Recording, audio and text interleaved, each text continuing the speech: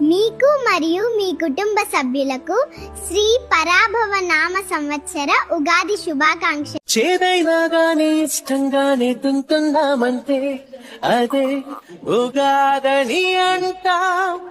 ఏ కష్టాలైనా వచ్చే పోయే చుట్టాలే అయితే సదా సుఖాలతో ఉంటాం. ఇది తెలుగు వారి కొత్త ఏడు ఉగాది. ఉగాది చైత్ర శుక్ల పాడ్యమే